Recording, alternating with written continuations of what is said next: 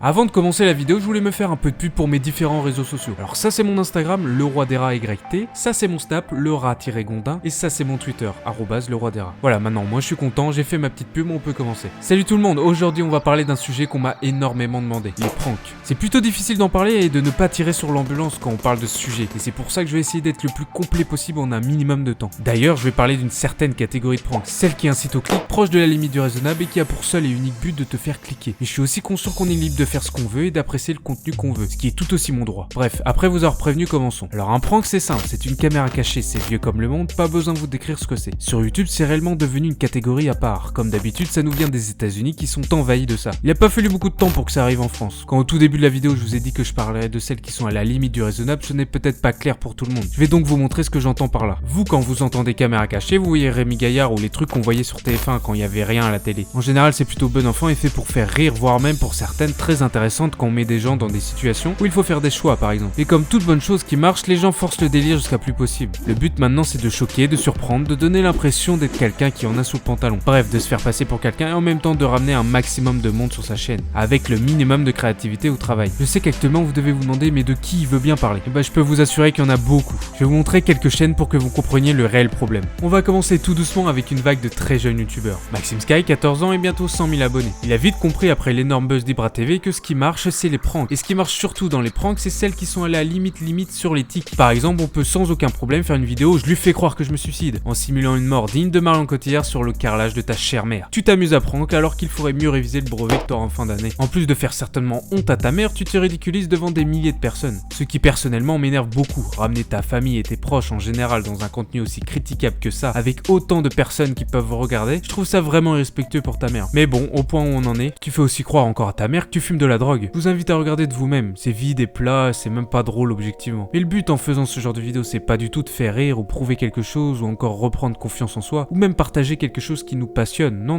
Le but et l'unique but, c'est la course à la popularité. C'est quelque chose de très basique, surtout chez les plus jeunes, qui sont ultra influençables. Tout comme à l'école, pour être accepté, pour sentir mieux, il faut être cool, bien habillé, être dans la tendance et surtout populaire. Ton apparence est important ainsi que tes goûts. Si t'es pas comme ça, t'es pas cool. Tu retrouves exactement la même chose sur ce genre de chaîne ou même sur leurs réseaux sociaux. Certaines parties de YouTube, c'est devenu des collèges, littéralement. Quand on voit le nombre de podcasts sur les profs qui sortent chaque jour, c'est là où on comprend qu'ils veulent faire comme Norman ou Cyprien, comme un enfant admiratif devant son grand frère. Mais Maxime Sky n'est pas le seul fautif, loin de là. S'il continue, c'est qu'il y a une grosse majorité qui a pris tout ça et qui lui en redemande. S'il faisait des 20 000 vues, il l'aurait arrêté depuis longtemps. Comparez les commentaires sous cette vidéo et ceux de ses vidéos, c'est vraiment deux mondes différents. Mais penser que cette chaîne est unique dans son genre est une grossière erreur. Il y a Hugo Small par exemple, plus de 50 000 abonnés, maintenant son contenu se résume lui aussi à des pranks. Il a certainement lui aussi 14 ans et s'amuse de plus en plus à faire des pranks tels que « Je fais croire à ma sœur que je lui offre une montre de luxe » ou encore « Il m'insulte et pète un câble car je lui fais croire que je suis bourré » et sans oublier des fake pranks. Il ne s'en cache même pas, par exemple sa vidéo la plus vue est un lyric pranks. Si vous savez pas ce que c'est normal, moi non plus je savais pas. En gros le but c'est d'envoyer des paroles d'une chanson pour faire croire à l'autre qu'on l'aime ou autre. Bref, rien d'extraordinaire. Et lui dans sa vidéo il laisse un message qui apparaît où la fille qu'il prank demande clairement ce qu'elle doit dire. Je vous jure c'est vraiment drôle, il a même pas enlevé ça au montage. Bref, en ce qui concerne le contenu de sa chaîne, c'est pareil que Maxime Sky, miniature et titre aguicheur et surtout trompeur. Il ne se passe rien de similaire en vidéo. Mais je vous ai réservé le pire dans le genre pour la fin, Monsieur Traction. Je suis tombé dessus par hasard il y a quelques semaines et c'est encore le même genre de vidéo mais il va encore plus loin. La vidéo qui m'a le plus dérangé c'est celle où il appelle des escort girls en vidéo.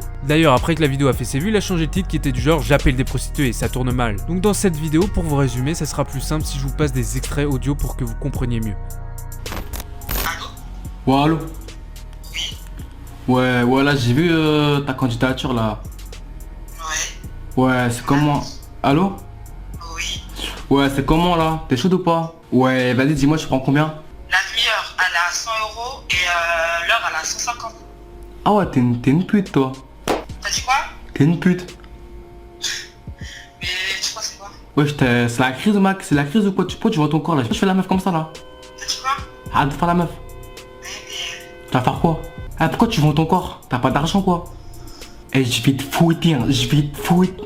Voilà, je pense que j'ai pas besoin d'en dire plus. Et c'est ça dans toutes ses vidéos, quand il fait croire qu'il fait manger du porc à son pote musulman, qui est très certainement son complice d'ailleurs, vu sa réaction, ou alors quand il fait croire qu'il s'est fait cambrioler mais qu'il a toujours son PC, son écran dans sa chambre, enfin bref. On retrouve toujours les mêmes similitudes dans tous les contenus de ce genre, et même à la télé. On ne travaille pas le fond mais la forme. Tant que le sujet intrigue et choque les gens et ramène du monde, leur objectif est rempli. Quand on voit la télé-réalité, c'est pareil, les épisodes qui marchent le plus, c'est ceux où ça se bagarre ou quand il y a des relations amoureuses, etc. Et bien sur YouTube et surtout dans les pranks, c'est exactement la la même chose, et c'est logique en soi. Tu es plus amené à cliquer quand ça parle d'embrouille ou d'amour que de dinosaures. Mais le problème avec tout ça, c'est que ça abrutit complètement le jeune public. Quand tu vois les commentaires, ça laisse à réfléchir. Dans toutes les vidéos, il y aura toujours une plus grosse partie qui appréciera ce genre de contenu. Alors que c'est vide et plat. Ibra TV avec du recul, c'est du génie comparé à eux. Vraiment, ça a rien à voir. Dans ma vidéo YouTube en 2007, j'avais annoncé que la productivité sera encore plus mise en avant au détriment de la qualité et que c'est de plus en plus optimisé pour faire des vues et de l'argent. Et ben on est exactement dans ça. Pour vous rendre compte à quel point c'est chaud, il suffit de marquer prank ça tourne mal dans la barre de recherche YouTube. Des dizaines de vidéos de gamins voulant faire comme ceux cités avant. Pourquoi? Bah pour faire comme eux. C'est pas plus compliqué. Il faut pas chercher plus loin. Les gens ne cherchent pas un sujet intéressant qui les intrigue. Non. Si demain la mode des vidéos c'est de chier sur une voiture, crois-moi tu vas en avoir plein dans l'onglet tendance. Quand tu vois qu'il y a des personnes qui gagnent leur vie et certainement plus que tes deux parents réunis en faisant des pranks à leur petite copine 3 fois par semaine, tu te demandes comment on a pu en arriver là. Il y a bien pire, j'en suis conscient, mais je me demande ce que font les parents de ces gosses. En étant conscient de tout ça, je doute très fortement qu'ils laisseraient leurs gamins faire des pranks au lieu de préparer leur SSR. Voilà, c'est fini pour cette vidéo. On se dit certainement à la semaine prochaine et passez une bonne journée. Salut tout le monde.